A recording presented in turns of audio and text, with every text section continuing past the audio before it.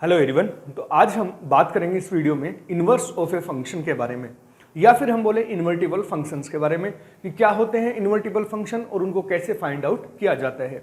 यदि मैं इस टॉपिक की बात करूं तो ये भी सीबीएसई के टर्म 1 के कोर्स में सिलेबस में इस बार नहीं था, बट सीयूईटी के एग्जाम में ये जो टॉपिक है ये काफ़ी इंपॉर्टेंट होने वाला है।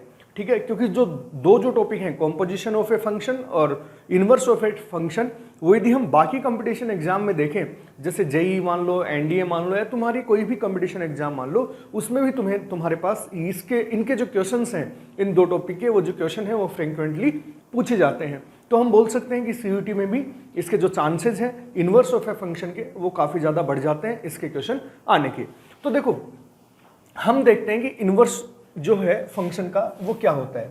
तो देखो, हमने पहले एक फंक्शन डिफाइन करना सीख लिया था। ठीक है, फंक्शन हमें पता है कि दो सेट हमारे पास होते हैं, ए कॉमा बी। यदि हम ए और बी, यदि हम बात करें कि ए में एलिमेंट है एक्स वाई जेड और बी में मैं एलिमेंट मान लूँ ए बी सी, और हमने एक फंक्शन अज्यूम किया एफ, हमने एक जो फंक्शन है वो अज्यूम किया है एफ, और मैं इस फंक्शन को डिफाइन भी थोड़ा कर देता हूँ। डिफाइन इस तरीके से किया कि x जो है वो तो b से अटैच हो रहा है, y जो है वो a से, और z की जो इमेज जो हमें मिल रही है b में वो क्या मिल रही है, c मिल रही है। तो मैं जरा एक बार डिफाइन कर देता हूँ कि यहाँ पे f ऑफ x जो है वो हमें मिला b, f ऑफ y जो है वो हमें मिला a, और f ऑफ z जो है वो हमें मिला है c। ठीक है, यदि मैं ऐसे ही अब हम इसी फंक्शन से हम इसका जो इन्वर्स है वो हम यहाँ पे डिफाइन करने वाले हैं, इसी फंक्शन से इसका इन्वर्स डिफाइन करेंगे।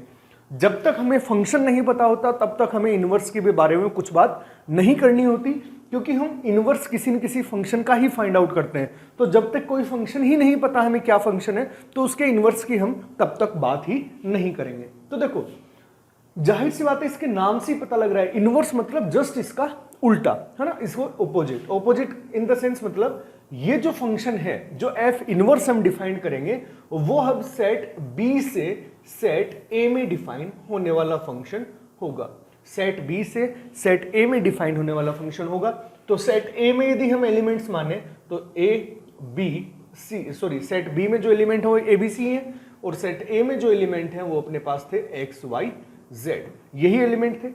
अब हमें एक फंक्शन जी डिफाइन करना है। जी को मैं क्या बोल देता हूं यहाँ पे, एफ इनवर्स यदि हम डिफाइन कर रहे हैं एक फंक्शन जी, जिसको हमने बोला एफ इनवर्स यदि हम डिफाइन करें, तो वो देखो किस टाइप से डिफाइन होगा।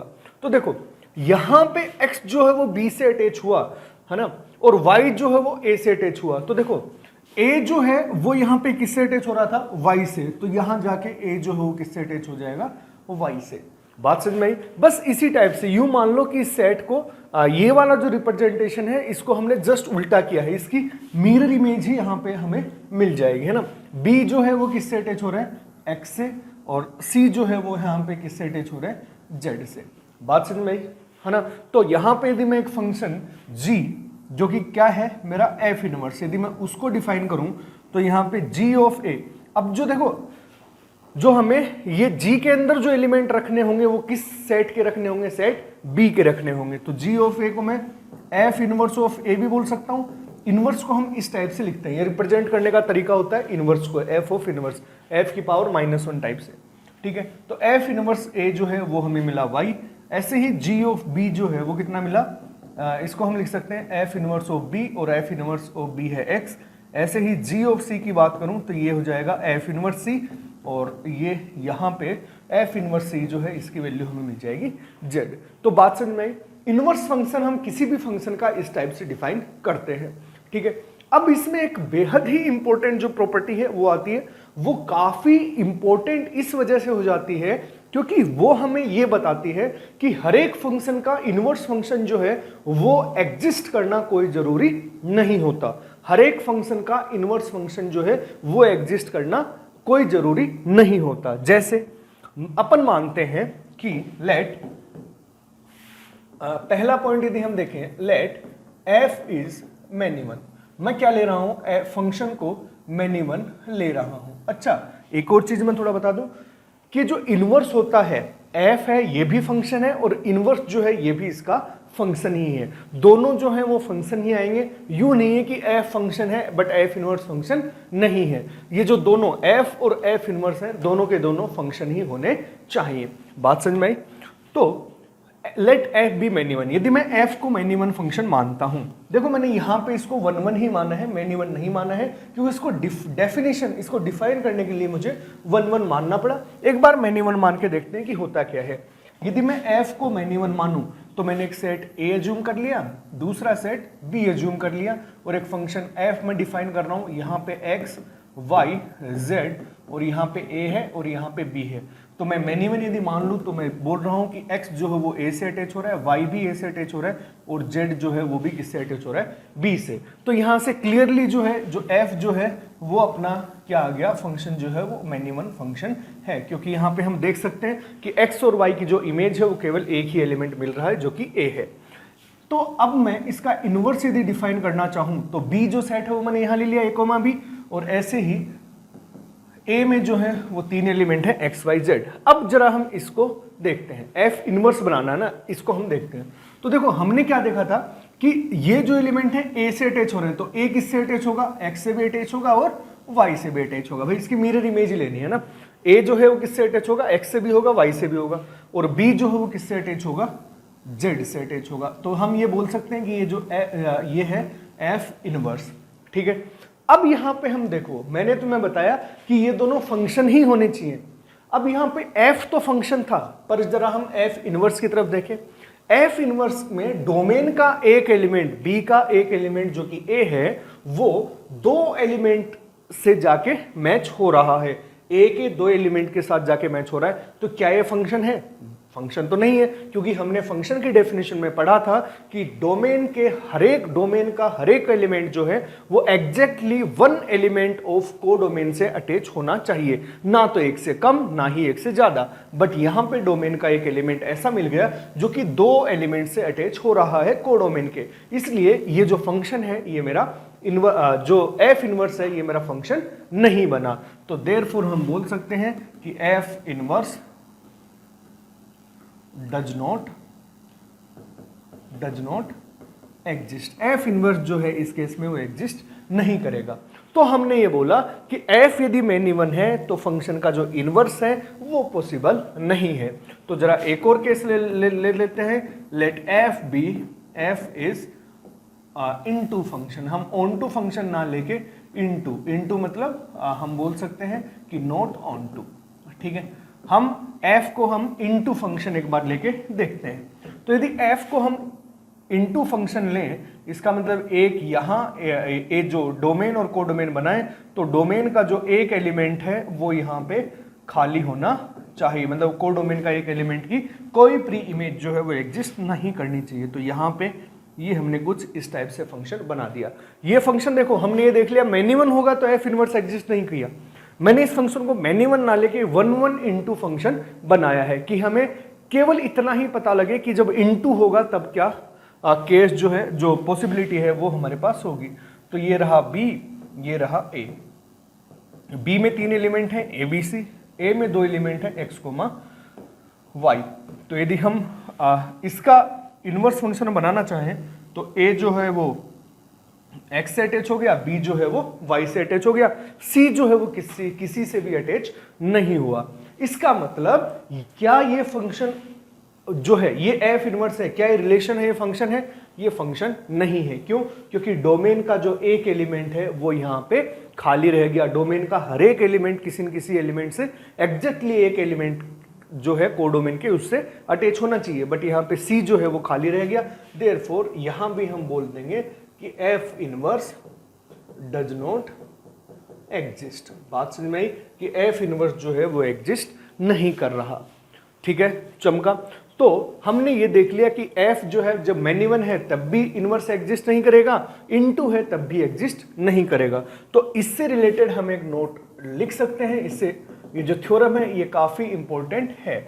If f is invertible function, f is invertible function if and only if f is bijective. यदि बाइजेक्टिव है तभी जो फंक्शन है वो इन्वर्टिबल जो एफ है वो इन्वर्टिबल होता है। बाइजेक्टिव मतलब 1 1 and onto function. 1 1 onto है तभी जो फंक्शन है वो बाइजेक्टिव फंक्शन होगा। अदरवाइज हमने देख लिया मैनी वन हुआ तब भी एफ इनवर्स एग्जिस्ट नहीं करेगा, इनटू है तब भी एफ इनवर्स एग्जिस्ट नहीं करेगा।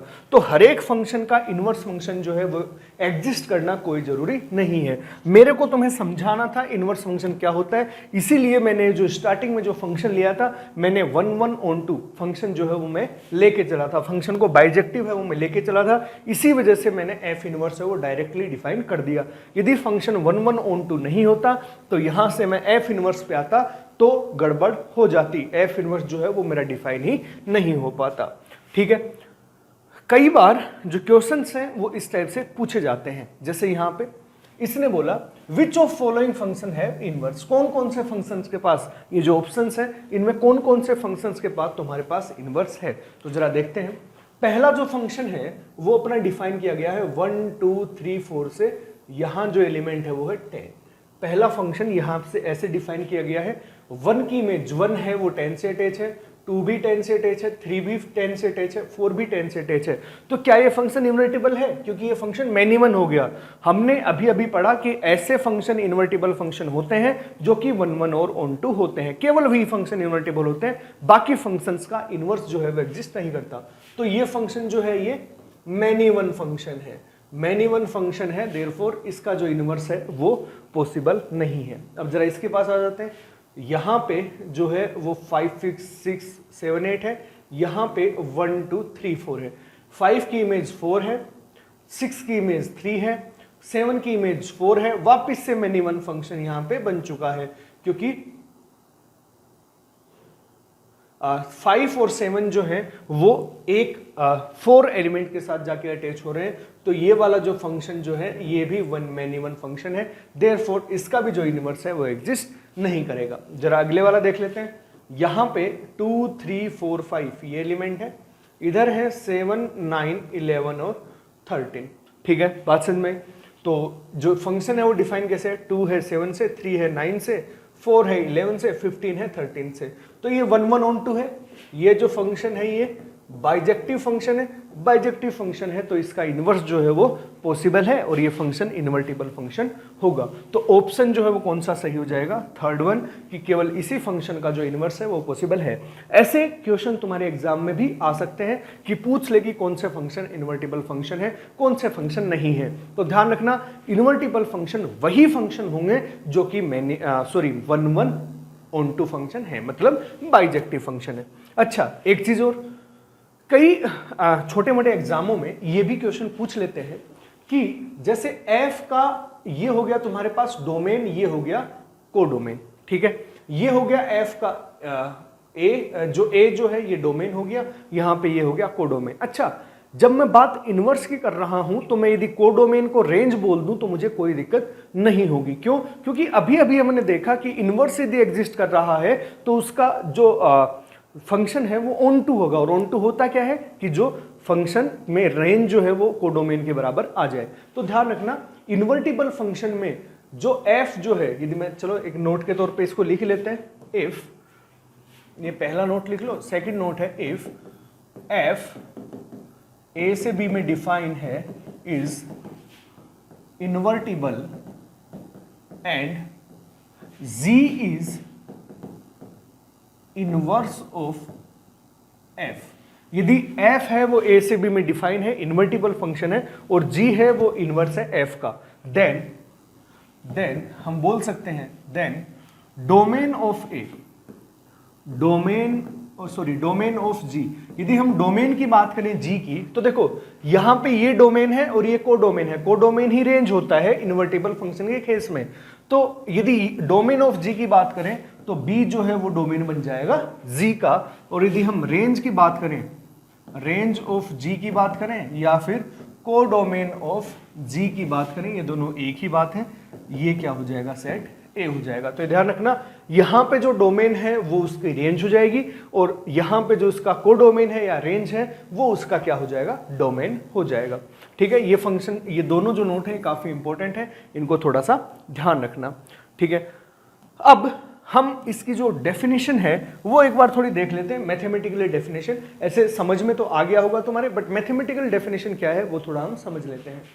मैथमेटिकल डेफिनेशन ये है कि एक फंक्शन f x से y में जा रहा है is defined to be invertible, हम उसको इन्वर्टिबल बोलेंगे if there exist a function g एक ऐसा फंक्शन एग्जिस्ट करे जो कि कहां से, देखो ये यदि x से y में डिफाइन है तो बताओ इसका इनवर्स फंक्शन y से x में होगा डिफाइन, ठीक है। तो इसका इनवर्स फंक्शन y से x में डिफाइन हुआ सच दैट गोफx इक्वल्स टू आइडेंटिटी एंड फोगx इक्वल्स टू आइडेंटिटी। ध्यान रखना यहां पे इनवर्स की प्रॉपर्टी क्या होती है कि जैसे मान लो तुमने यहां पे आ जाओ, जो हमने डिफाइन किया, इसमें तुम एक चीज करके देखना, इसमें तुम गोफ निकाल के देखना और फोग निकाल के, गोफ और फोग दोनों निकाल के देखना।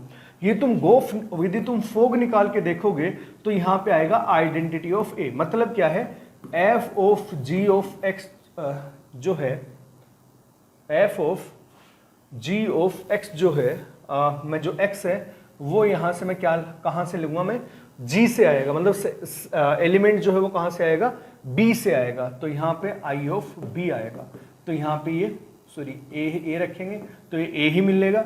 F of G of B जो है वो मेरा बी ही मिलेगा, F of G of C है वो मेरा सी ही मिलेगा, ठीक है। ऐसे ही इसको डिफाइन करोगे तो ये देखना ये तुम्हें आइडेंटिटी ऑफ ए मिलेगा, मतलब जो एलिमेंट तुम डालोगे वही एलिमेंट तुम्हें मिलने वाला है, ठीक है। तो इसकी जो डेफिनेशन है वो इस टाइप से होती है। वैसे तो ये जो डेफिनेशन है ये काम में फंक्शंस में इतनी नहीं आती, बट इनके जो क्वेश्चन है कई जो कि एप्लीकेशन ऑफ डेरिवेटिव में आते हैं उनमें ये डेफिनेशन काम में आ जाती है। बट तुम इतना ही ध्यान रखो इसका समझने का जो तरीका है वो वही है, उसी टाइप से हमें समझना है। दूसरा जो है let the function g is called inverse of f, g को हम ऐसे इनवर्स बोलेंगे f को, और f को g का इनवर्स भी बोलते हैं, g को f का इनवर्स और f को g का इनवर्स हम बोल सकते हैं, and is denoted by f inverse, ये मैंने तुम्हें पहले ही बता दिया है। एक टाइप का जो क्वेश्चन है वो तुम्हारी एनसीईआरटी में इस टाइप से भी पूछा जाता है कि इनमें से इन फंक्शंस का इनवर्स निकालो, है ना। तो जाहिर सी बात है यदि वो सामने वाला इनवर्स निकालने को दे तो हमें ये चेक करने की जरूरत नहीं है कि वो बाइजेक्टिव है, भाई वो बोल रहा है कि इनवर्स निकालो तो बाइजेक्टिव तो उसने अपने आप बना के दिया ही है, हमें केवल इनवर्स ही निकालना है। तो इनवर्स निकालने का जो तरीका है वो भी तुम्हें थोड़ा समझना चाहिए कि इनवर्स हम किस टाइप से डिफाइन करते हैं। तो देखो हम जो भी f(x) जो है f(x) इक्वल्स टू 2x + 3 जो भी लिखा हुआ हो, हम क्या करते हैं रिप्लेस f(x) को हम y से रिप्लेस करते हैं, तो y इक्वल्स टू आ गया 2x + 3। अब देखो जो y को यदि हम x की टर्म्स में रिप्लेस कर रहे हैं, y यहां पे क्या है f(x) और f(x) है, जैसे मान लो मैं ऐसे फंक्शन बनाऊं कि ये है a ये है b, तो x तो यहां से आता है और f(x) यहां से आता है, ऐसे तो आता है भाई, x यहां से आएगा और f(x) यहां से आएगा, मतलब f(x) यहां पे रेंज का एलिमेंट है और x है वो डोमेन का एलिमेंट है, ठीक है। तो ये हुआ रेंज का एलिमेंट, ये हुआ डोमेन का एलिमेंट। इनवर्स में क्या होता है भाई, इधर यदि मैं रेंज का एलिमेंट ले आऊं और उधर डोमेन के एलिमेंट आऊं तो इनवर्स हो गया। तो हम क्या करते हैं, बस यहां से y जो है x की टर्म्स में है, अब हम x को y की टर्म्स में लिख देते हैं। तो x को y की टर्म्स में लिखो तो x इक्वल्स टू कितना आया, y - 3/2, f(x) equals to y - 3/2 ऐसा लिख सकते हैं। और यही जो है देयरफॉर यही जो फंक्शन है ये अपना इनवर्स फंक्शन आ जाएगा। बस x को y के टर्म्स में रिप्लेस कर दो, देयरफॉर f इनवर्स x जो है वो अपना कितना जाएगा, बस x की जगह y लिख दो, सॉरी y की जगह x लिख दो, x - 3/2। तो ये जो फंक्शन है ये अपना क्या आ गया, f इनवर्स x जो है वो अपना डिफाइन होके आ गया है। दोबारा मैं स्टेप बता देता हूँ, f(x) को y से रिप्लेस करो, फिर x की जो वैल्यू है वो y की टर्म्स में लेके आओ, तो यहां से x आया y - 3/2। अब तुम क्या करो, जहां y है वहां तो x लिख दो, जहां x है वहां f इनवर्स लिख दो, ये जो प्रॉब्लम है तुम्हारी सोल्व हो जाएगी।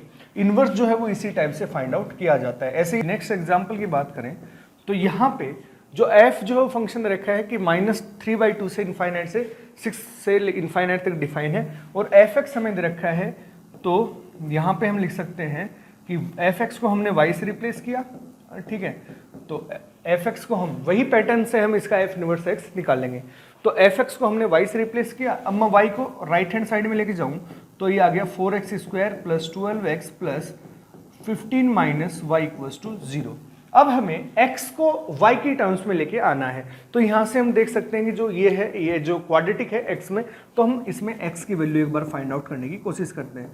तो -b plus minus root B square minus 4ac, तो ये 16 हो गया, और यहाँ पे आ गया 15 माइनस वाई अपॉन 8, 2 इंटू ए, तो 4 इंटू 2 कितना हो जाएगा, 8 हो जाएगा। अब मैं थोड़ा इधर इसको सोल्व कर देता हूँ, ठीक है।